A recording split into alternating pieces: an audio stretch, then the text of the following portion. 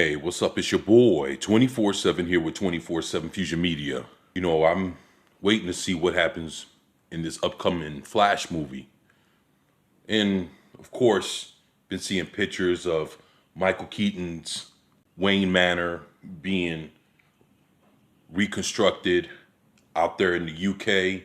And it's been interesting to see what's been coming together from this movie.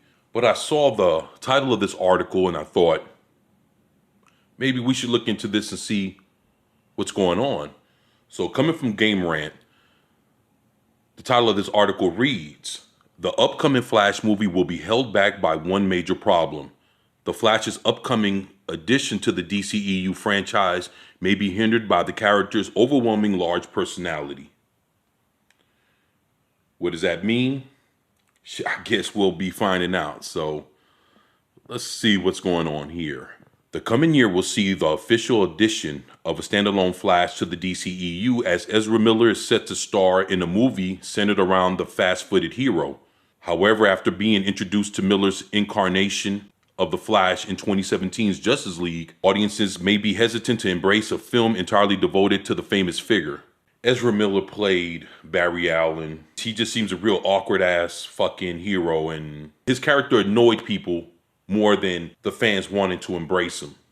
If you're gonna sit there and make a whole movie around an annoying ass character, then what kind of reception you think you're gonna get when you try to put out a movie with the worst character that you have in the whole Justice League lineup?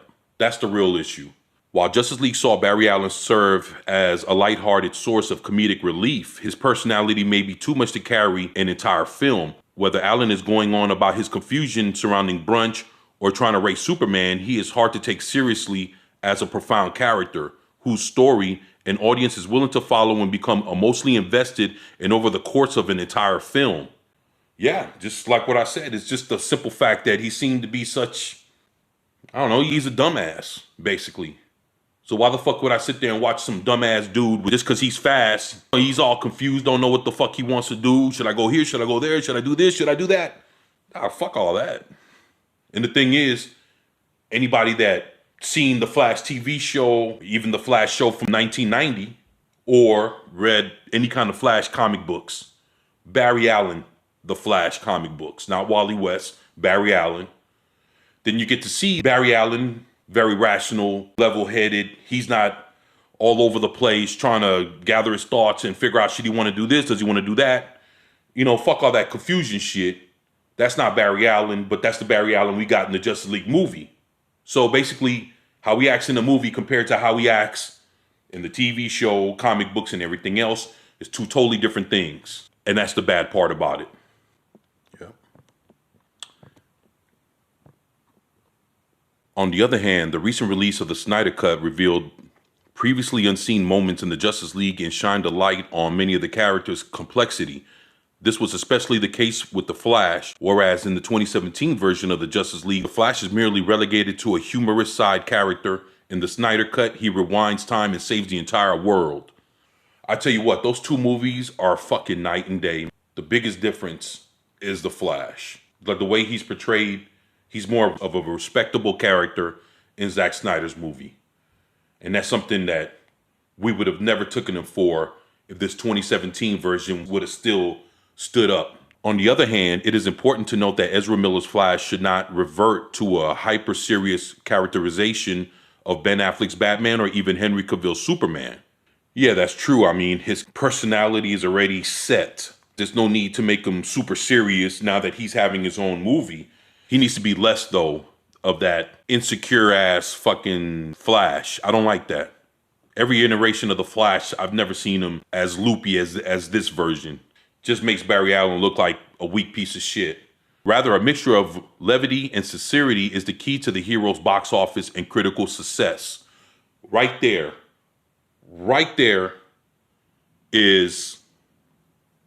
that's the key factor to it all.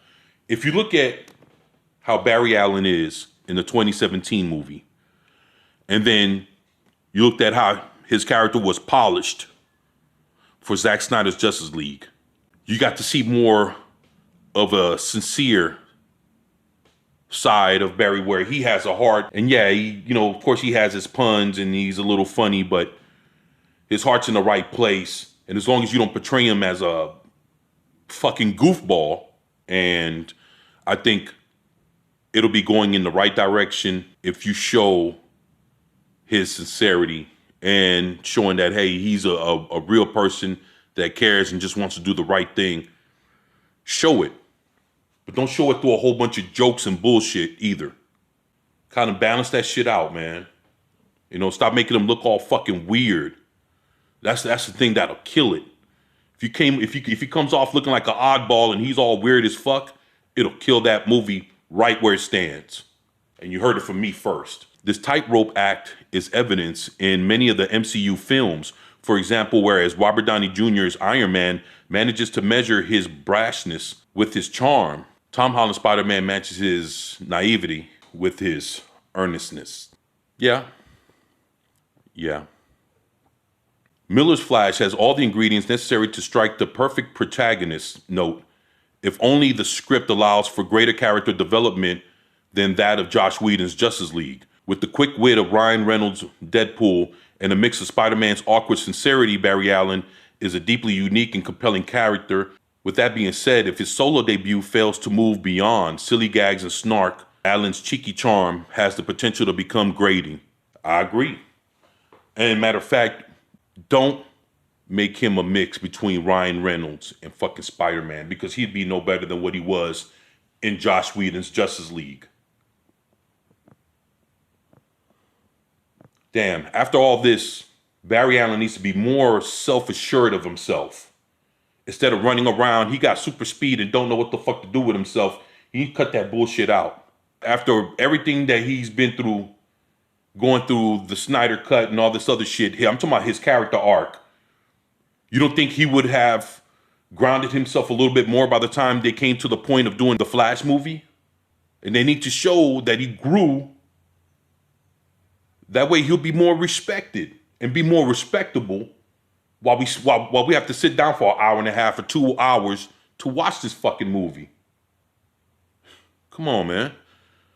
So far, the 2022 Flash film seems ripe with possibility. With reports of Michael Keaton Batman making an appearance, it looks like the film will continue the DCEU's deep dive into the multiverse. Recent photographs of the Flash set reveal that a portion of the film will take place at the 1989 incarnation of Wayne Manor, where Michael Keaton originally donned the dark black cape and prepared to face off against Jack Nicholson's Joker.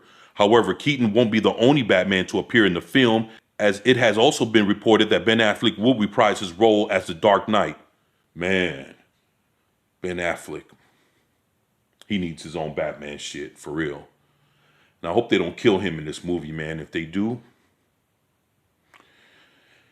boy, if they kill Ben Affleck in this movie, I'm going to be so fucking mad. The movie is said to be inspired by Jeff Johns and Andy Kubert's Flashpoint comic, which takes the DC universe that contemporary audiences have come to know and love and turns it on its head. In the comic, the Flash wakes up in a universe where his mother's still alive. Iris, Alan's primary love interest, is in a relationship with someone else. Bruce Wayne is dead. Thomas Wayne has taken up the Batman mantle, where he faces off against his own wife, Martha Wayne, who has gone insane and become the Joker. Yeah, I remember that. Through this shift in narrative, Flashpoint disarms readers and prepares them to expect the unimaginable. Yep, that's exactly what Flashpoint did. Yep, I got my Flashpoint series upstairs. Issue number 1, signed by George Perez himself. Awesome as fuck. Due to the serious nature of Flashpoint's narrative, it is difficult to imagine an incarnation of the Flash movie where Miller's Flash takes on the same wisecracking juvenile attitude as he does in Whedon's Justice League. That's what I was trying to say earlier. I hope he does not do that bullshit. There's a little humor in the gritty realism of the Flashpoint universe, where Thomas Wayne conspires with seedy criminals, ruthlessly kills his opponents, and attempts to save children from the psychotic grasp of his deranged wife. As a result, it is logical to assume that audiences may see Alan's demeanor take on a more serious tone as he learns to grow up in this new reality and face the demons of his past. I'm going to be real with y'all. This Flashpoint story, or whatever they're going to come with, if this is going to change the reality of the world, I could see a little humor coming in this because everything that's familiar to him will be something completely different in this new reality.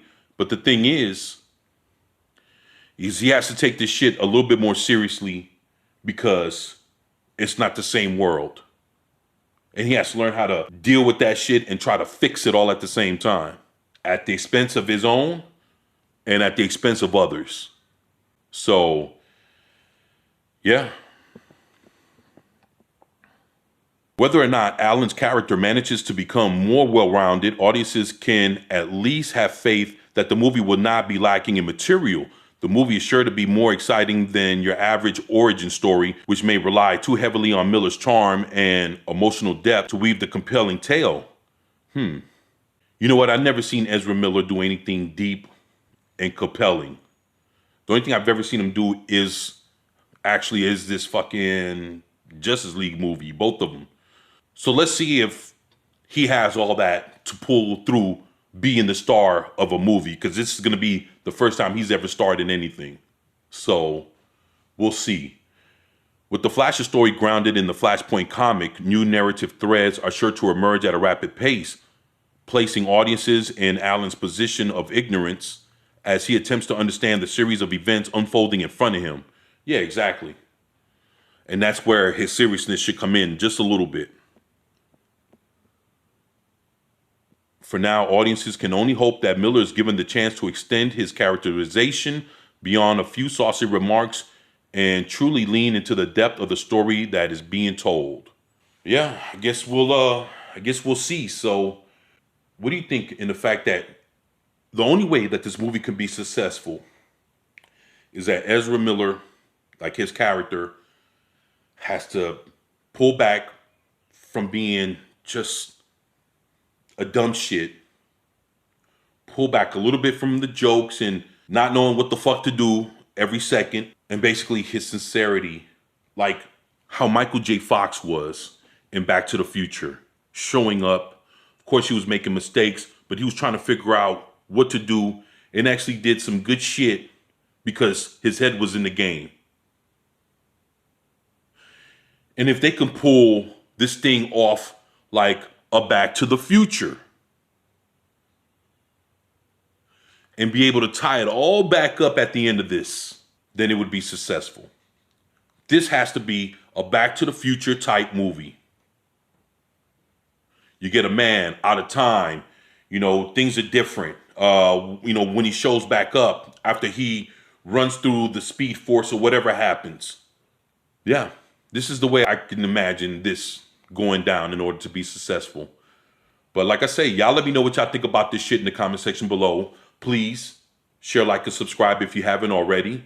It's your boy, 24/7 with 24/7 Fusion Media, and I'm out.